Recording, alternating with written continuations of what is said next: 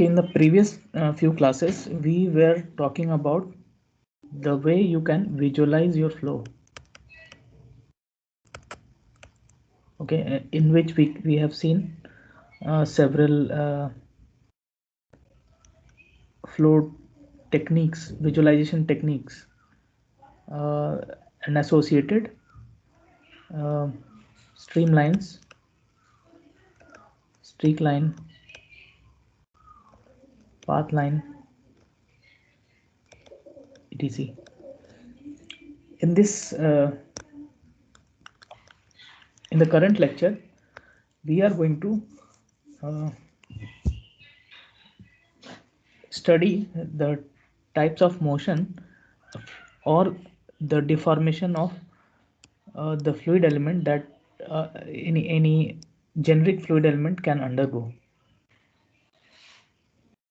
So in general, we have in general your fluid element or fluid particle can undergo translation.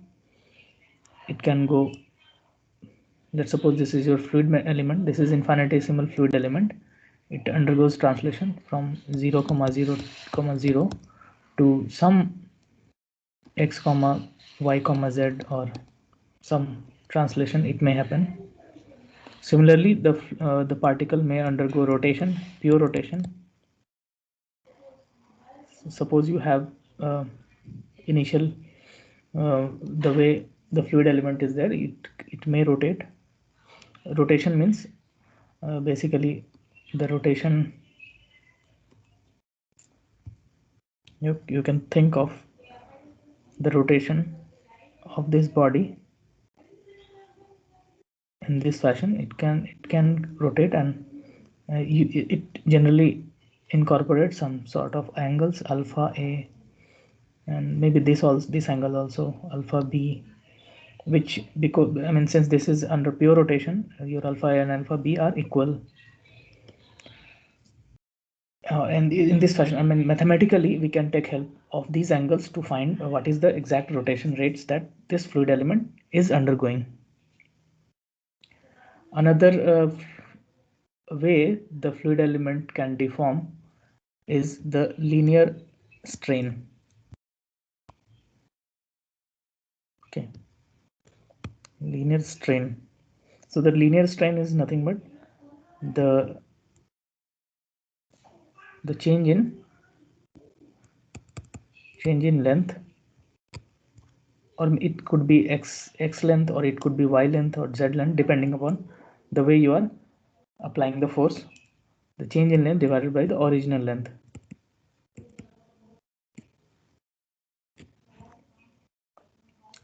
This is called linear strain. You can see the fluid is subjected to Fx, and it undergoes elongation.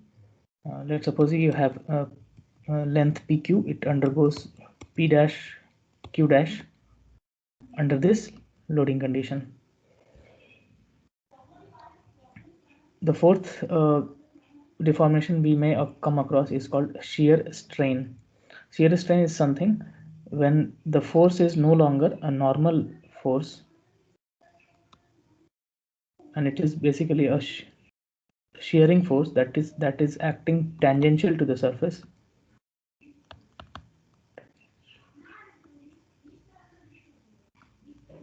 If this tangential force is applied on the fluid element, it may undergo this sort of deformation. And again, this deformation can also be looked upon based on these angles, alpha a and alpha b, where the net deformation could be the sum of these two. And here, for rotation, the net rotation could be the average of these two angles. We'll see in a while. But the thing is, in general, we study not these properties, rather than the rates of these property, rates of all these. So we study rate of translation, that is we call it velocity, rate of rotation, which we call angular velocity, rate of linear strain, which is called linear strain rate, and the rate of shear strain, we call it shear strain rate. So in general, we don't study this epsilon alone, rather we study d epsilon by dt. Okay, and rotation, we don't go by the rotation alone, so theta, rather than theta we study d theta by dt. And for translation, rather than the change in the displacement, rather than we study dr by dt.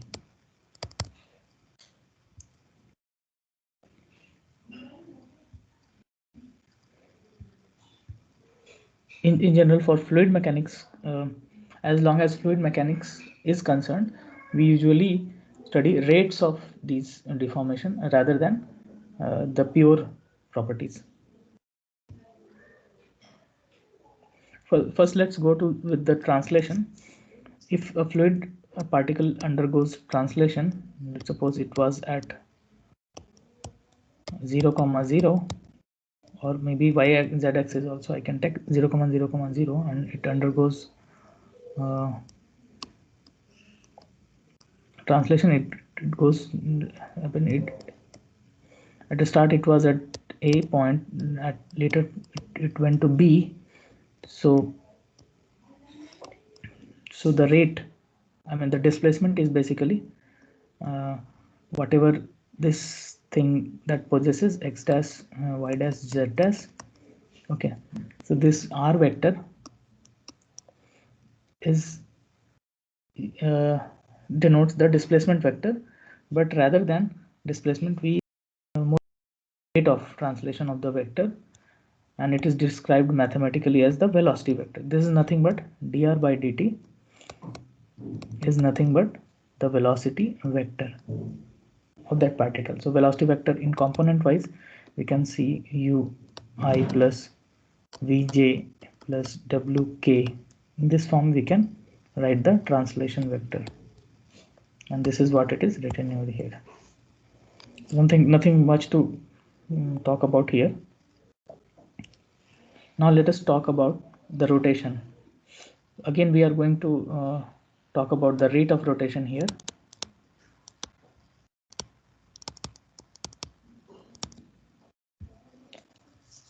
The rate of rotation, or also called angular velocity, often denoted as omega, at a point is defined as the average rotation rate of two initially perpendicular lines that intersect at that point.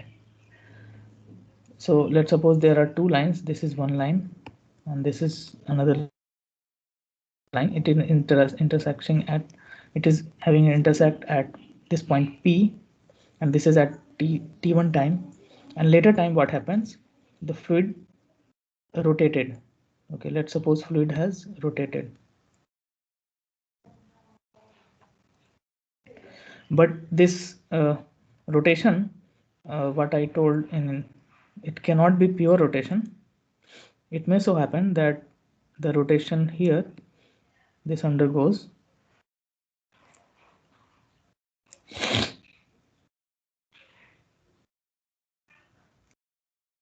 so this angle is alpha a, let's suppose, and this angle is alpha b.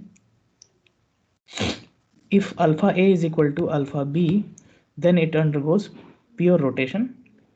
Okay, it has rotated rigid body rotation, but it may not so happen in general. So what happened, alpha a may not be equal to alpha b.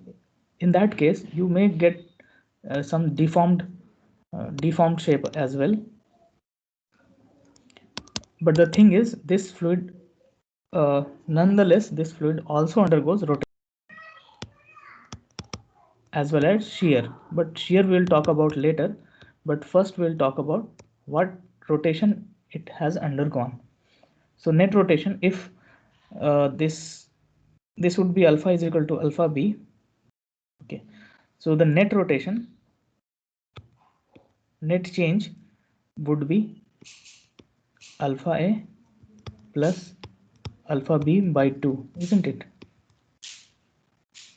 Since alpha a is equal to alpha b for pure rotation, so alpha a plus alpha a by 2 is equal to 2 alpha a by 2. It means alpha a would be the pure rotation that you are talking about. So when I am talking in terms of, I'm writing in terms of two angles, then I should write the net rotation as alpha a plus alpha b by 2, the average of two rotations, right? And we have verified that it is alpha a only if pure rotation is happening. So the average rotation angle is thus alpha a plus alpha b by 2. And what is my alpha a?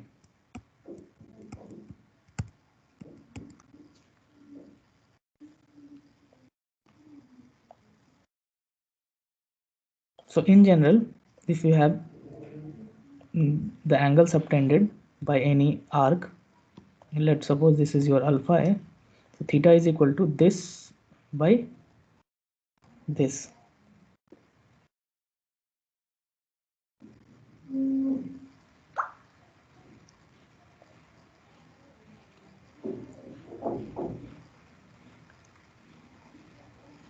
Okay, so what is this? So let me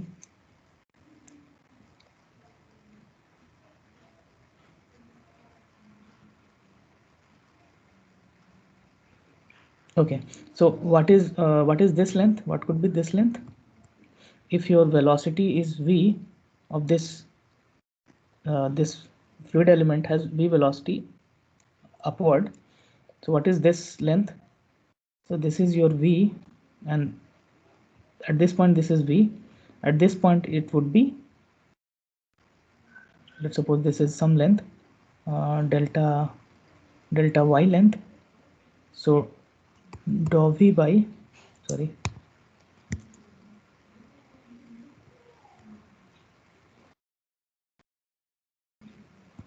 dou v by dou y times dy.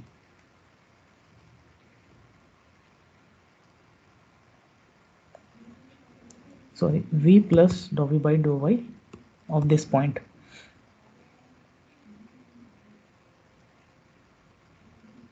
And length we need to multiply with dt. And this is your vt. Do you agree what I mean, you guys understood why I have written this point? No, sir. Okay, let's suppose. No, sir. Okay, let me go one. Let me go this way.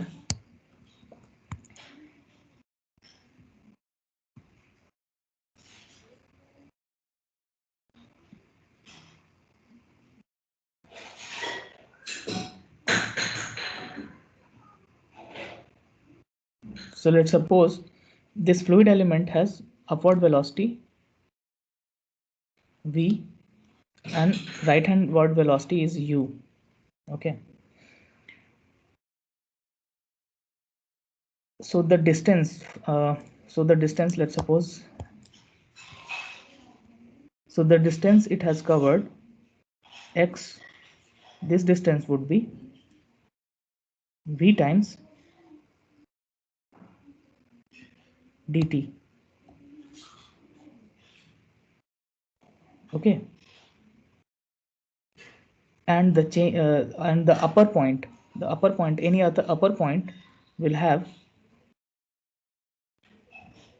since this is my velocity v at this point, so the fluid velocity at this, since these are connected and this is the whole fluid element I am talking about, so this point will have the velocity as through Taylor's series expansion. I mean, if you have the velocity at one point, or if you have some variable associated, the function associated with this, so neighboring point uh, at a distance delta x will have f plus dou f by dou x times dx plus dou 2f by dou x square,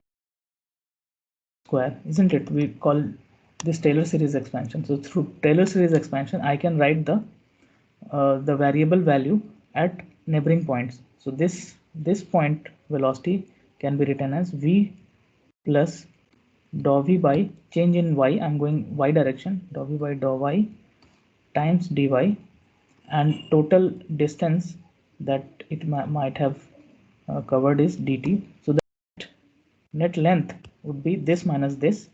You get dou v by dou y times dy into dt,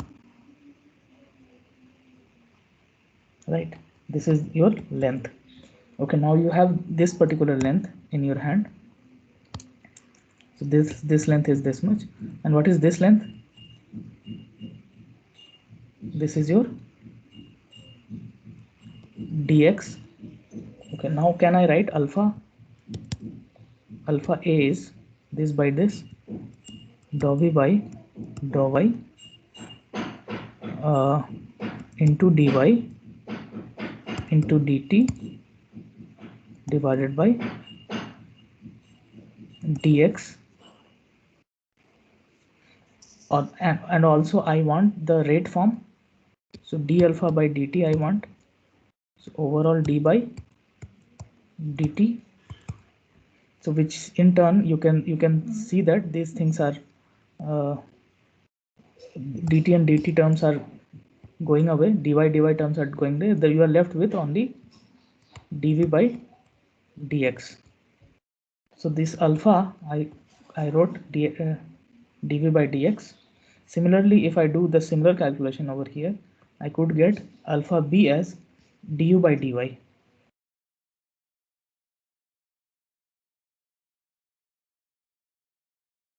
Okay, since this is alpha Yes, 1 alpha a plus alpha, tell me. sir. Yes, I can understand, sir. Yes, Are you getting it?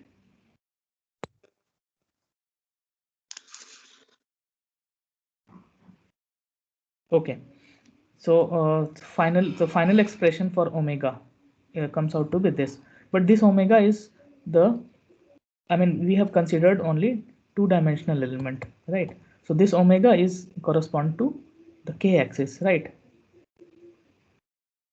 So basically, I can write. So this is in your j direction, right? Similarly, you will have omega I as well, means omega I direction. If you are taking a fluid element as three-dimensional element, you will have three omega rates, omegas. So omega I will be there and omega j will be also there, and this is your omega k basically in k direction. So in three directions you will have three omegas, and the uh, overall rate of rotation vector you can write in Cartesian coordinate as the sum of all, I mean x component, I mean this is your omega x, this is your omega y, and this is your omega z, if I am talking about the whole three-dimensional element.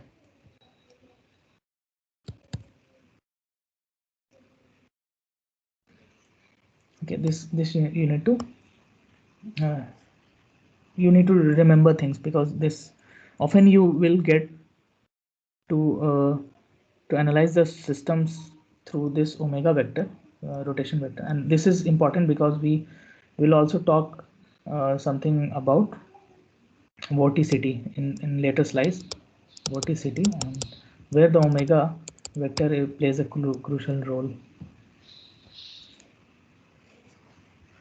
Okay, we can see that the vorticity in later periods there is something called vorticity as well, and which is related to this omega rotation rate of rotation vectors. Okay, now let's talk about the linear strain or linear strain rate. Linear strain rate is defined as the rate of increase of uh, in a length per unit length. So what was my epsilon? Epsilon was delta L, change in length per original length. But what is my d epsilon by dt? So this should be d by dt, and I could write. Okay, let's do what is this by assuming this. Let's suppose uh, let's suppose PQ was my original, uh, this is was my PQ. Okay, this fluid element was undergone, or maybe let me go and delete this because I want to draw a fresh pic.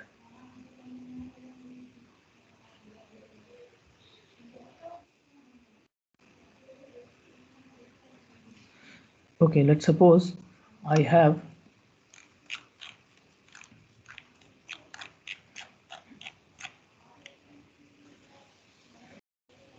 initially my fluid element was PQ, and it undergoes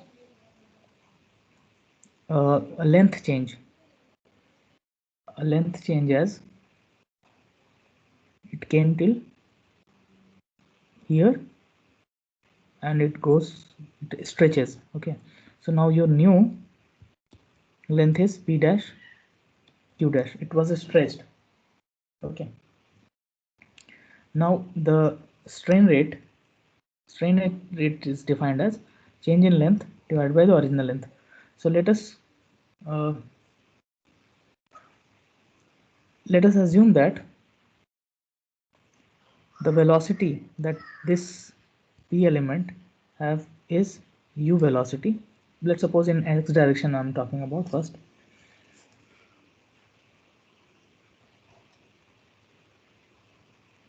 And in in time delta t, it reaches this particular place. So this length will be u times delta t, isn't it? And this particular length is smaller length. We assume that this is my delta x. Okay, now since this is u and this p and q is the same element, and we are going to seek the velocity of a neighboring point, that is, if p velocity is given, so the through Taylor series expansion we can actually write the velocity of u. So I can write u plus this, the velocity here at q will be u plus dou x. Let's suppose we are talking in terms of x direction only. We are talking in one direction currently. Du by dx times dx. This is the way, and plus the higher order terms, but we neglect that and we write in this fashion.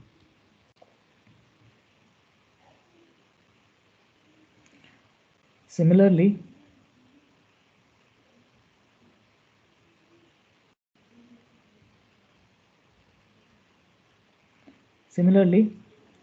this q, since this has this velocity, this whole velocity, so in time dt this also reaches to this place by traversing this, I mean this, the length,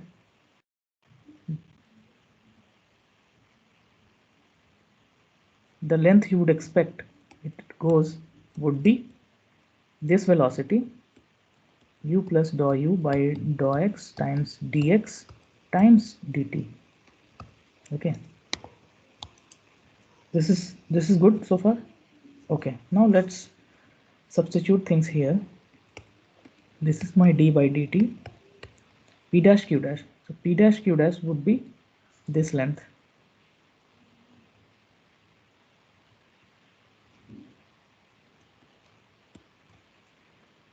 So this is nothing but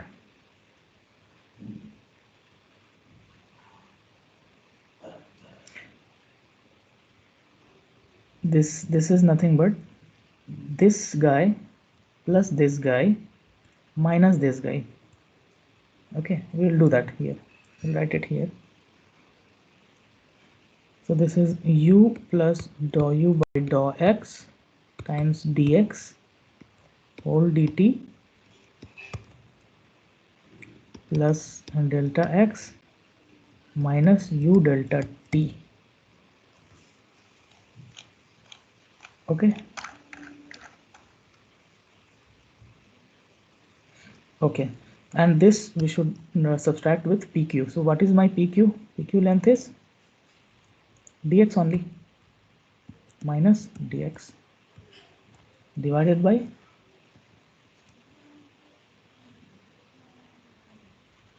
again dx, pq again dx. Okay, so this goes away,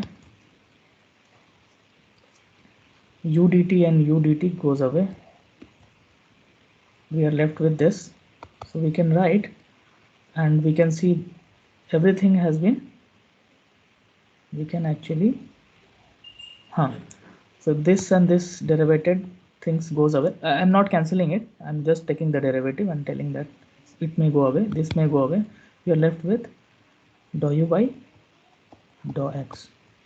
So I was looking in only x direction. Okay, so since the strain is in x direction, so we call this as epsilon xx is written as du by dx. In similar fashion, if you consider the things in y direction, you'll get epsilon yy as dou v by dou x. In similar fashion, if you look into epsilon zz, you'll get epsilon dou w by dou z. I'm sorry, यहाँ पे this would be dou by dou y.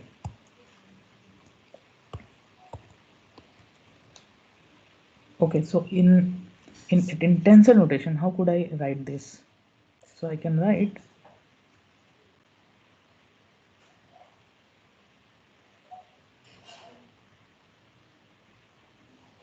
so yes, individual components, I mean this is no way related, so I cannot do anything probably. Yes, it is just written in this form. So you see, you have dou ui by dou xi, okay, is equal to epsilon ii. Okay, but the problem here is, since these are repeated index, even though it is repeated index, so this is the only uh, exception that we have in fluid mechanics. Although this is repeated index, there are no summation signs over here, so that is why it is not generally denoted through tensor notation, but it is just written in this, except I we call that epsilon alpha alpha and dou u alpha by dou x alpha, where alpha will signify in tensor notation that you are not going to do the summation, don't do the summation.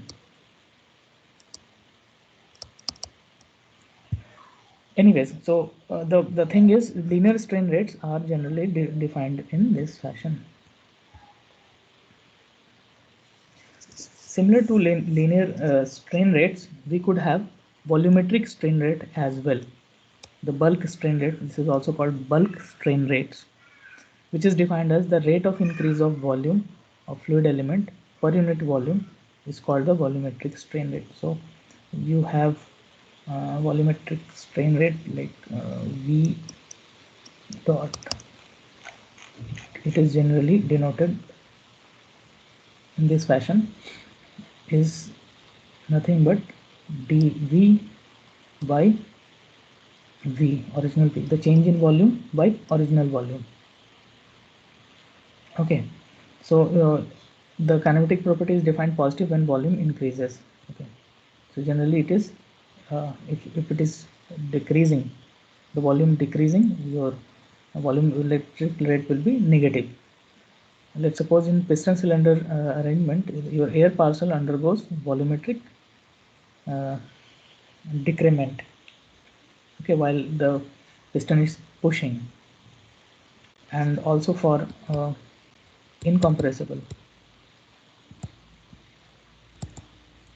flows, the volumetric strain rates are zero, because change in volume, you will not get change in volume even though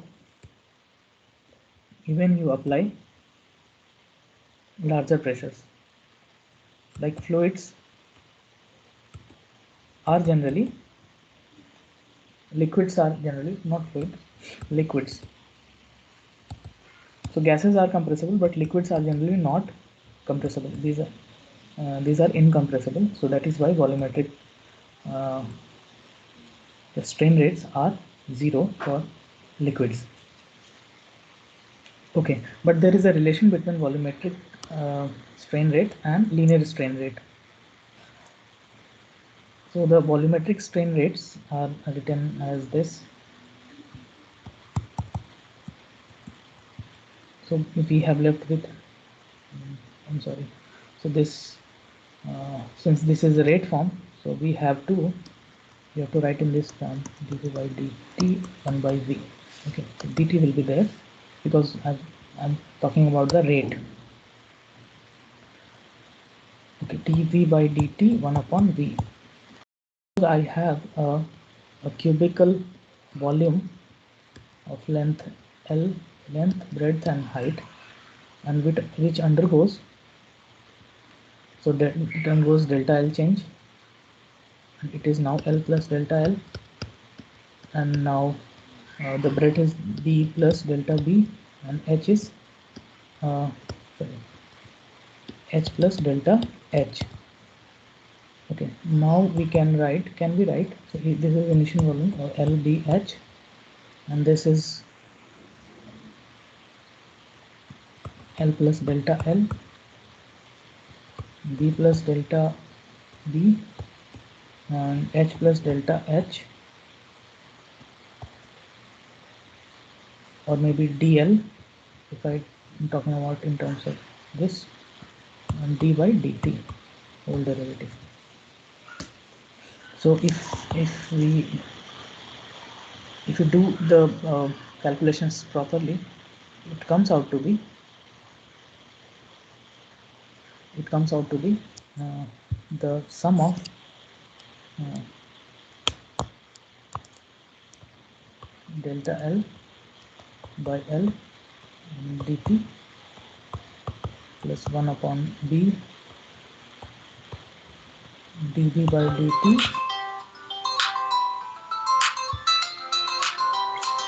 One second. Hello, good morning sir. हाँ good morning sir. Sir ये MTech जो first year में जो CFT course आपने last time पढ़ाया था जी, उसमें CFD का एक भी केस नहीं करना है उनको एनसिस में? एंसिस में लॉकडाउन हो गया था, उन लोग घर चले गए थे, मतलब जब तक में हम कराते हाँ। वो लोग घर चले गए थे। नहीं वो तो था ना। नहीं, उसके पहले मेरा ऐसा था ना कि मिड सेम के बाद कराना था मुझे। सर मिड सेम ने उसमें 50-50% था, हर एक का था, उसमें मैथमेटिक्स दिया था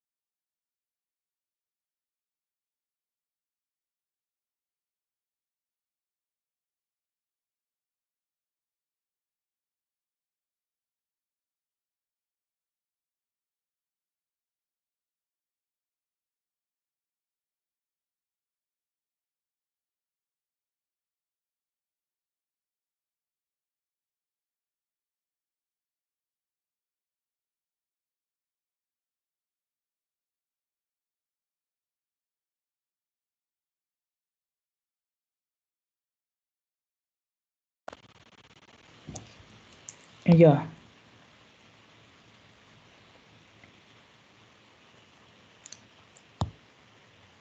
So okay, sorry for the interruption. So it comes something like this: dh by dt, and rest of the terms we can neglect because there will be a multiplication of delta L delta h, which will be smaller, so we can neglect that. So this comes out to be the strains epsilon xx plus the sum of strains epsilon yy plus epsilon zz.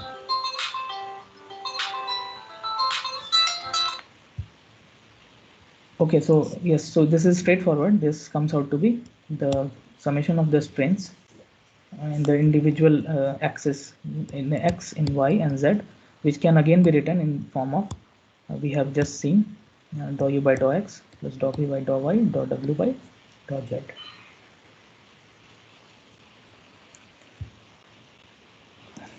Okay, let us take one quick example before moving into the shear strain rates, which we'll talk about.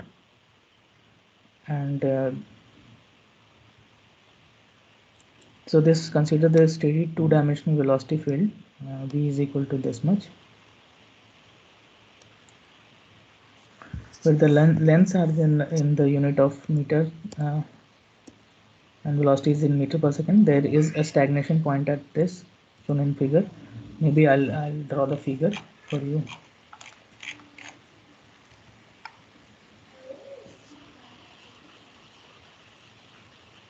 So you have x comma y, you have a velocity field over there. Okay, some velocity field is there, maybe in this fashion. uh, if you go properly, you will get something like this.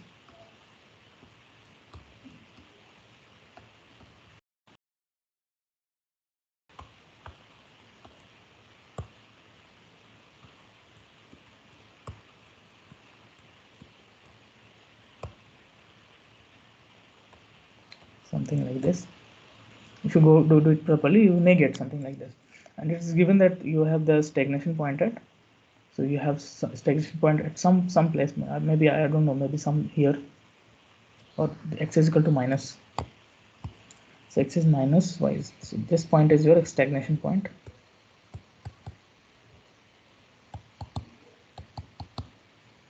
The streamlines of the flow are plotted. Let's suppose it's plot, I've already plotted the streamlines, so this is your streamline, let's suppose. So velocity vectors and the locus are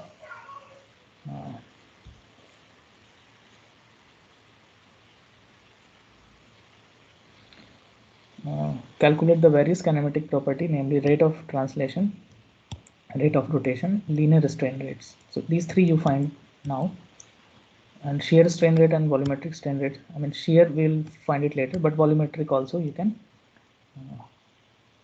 do it now. So except shear strain rate, you can actually do it. Can you do it? Yes, do it.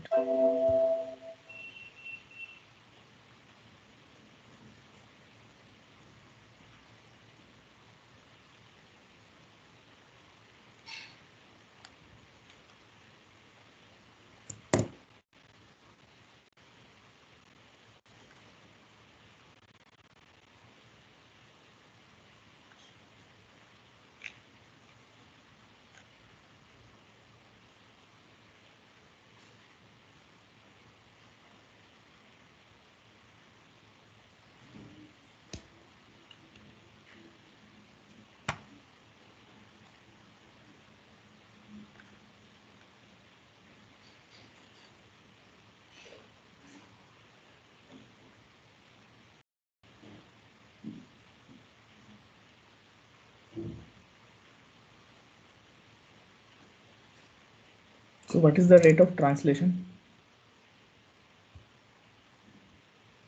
Anybody? So what is our translation rate?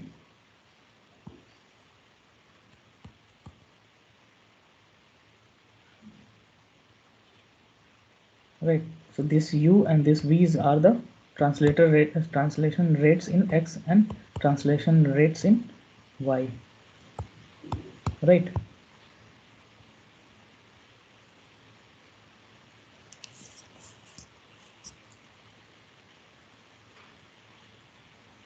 So the translation rate is u is equal to 0.5 plus 0.8x.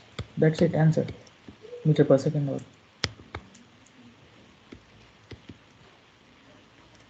v is equal to 1.5 minus 0.8y meter per second. That's it. These are the rate of translation of any fluid element. If you get, so if you want this particular element translation rate, you just substitute your x and y over here. You will get the actual translation rate u at this particular point, and even for v also for this particular point. Okay, the next thing is rate of rotation. So omega. So omega, how omega? Omega is what? Go back. So omega is half of dou v by dou x minus dou u by dou y.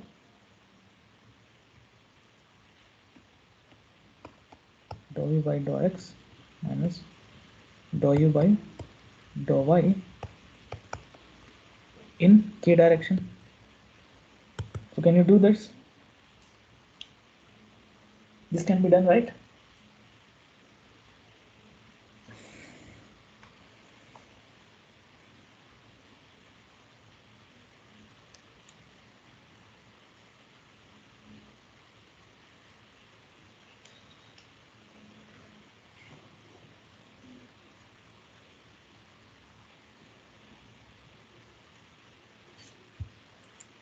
So what is your dou v by dou x? So v by dou v by dou x is 0 minus dou u by 0, dou y, 0.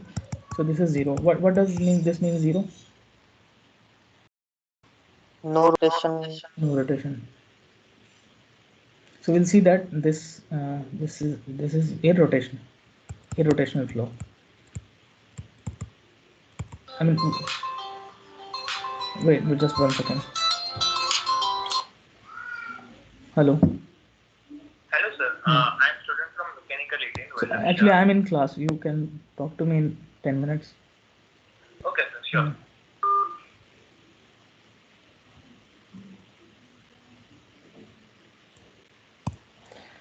Okay, but later we'll seek about this. Okay, omega is 0. So what about your linear strain rates? Epsilon xx. You can also find that. Epsilon yy. And tell me what are those? Epsilon zz. So epsilon xx is what? Dou u by dou x, dou v by dou y, and epsilon zz will be 0. Okay, since this is two-dimensional velocity field. So what is dou u by dou x?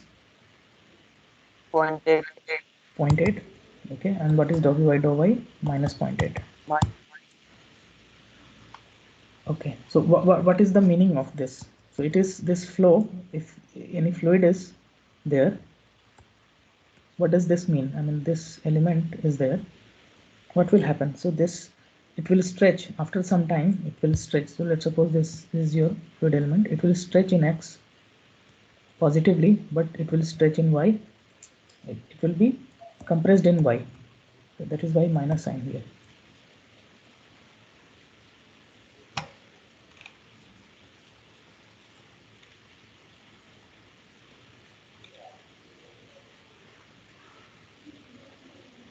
Right.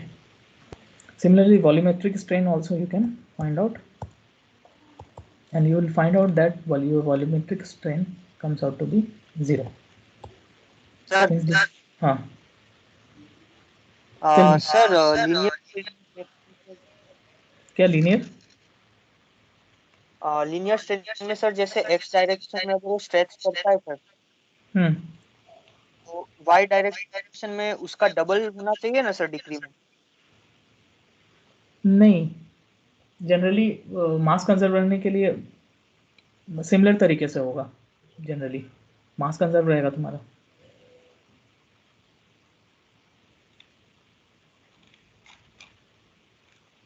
Okay, we'll take up this thing in the later class. Okay, let me take the attendance.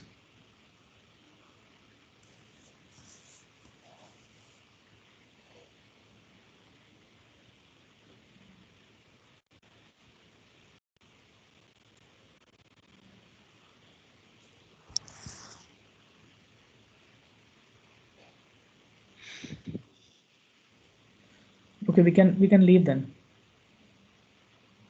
Sir sir Monday we have exam, right? हाँ, बोलो. Sir अपने जो sir हाँ प्रभात तू बोल ले पहला प्रभात तू बोल ले. Sir sir second chapter tensor की पीपीटी आप सर सेंड कर सकते हैं सर? हाँ, पीपीटी सेंड कर देंगे. राइट पीपीटी मैं सेंड कर दूंगा. सर वो ग्रुप में वो पहले चैप्टर की भी कर देना. हाँ ठीक है. आप लोग को यहाँ से नहीं मिल पा रहा फाइल से? नहीं सर नहीं, वो नहीं हो रहा है. अच्छा ठीक है, हम ग्रुप पे भेज देंगे. हाँ सर. और सर वो कुंडू सर मतलब रीड की मतलब उसमें ज्यादा कुछ पता नहीं चल रहा है उसमें, तो दूसरी कोई ऐसी बुक है सर इंडियन ऑथर की जिसको रेफर कर सके सर?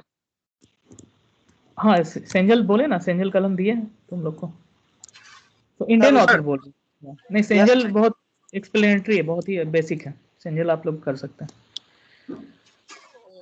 सर सेंजल में आपने जो लिंक भेजी हुई है आज वो लिंक ओपन ही नहीं हो रही है सर. डाउनलोड करके रख लेना था ना.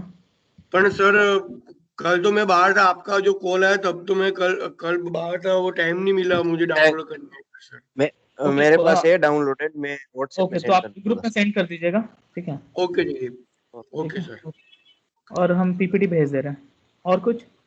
No sir. हाँ ठीक है. Okay bye. सर हाँ सर वो इस हफ्ते के सभी लेक्चर अपलोड कर दीजिएगा सर, वो व्हाट्सएप यूट्यूब पे वो 4 लेक्चर बाकी है. वो भी कर देंगे. हाँ ठीक है. Okay thank you sir. Okay हाँ.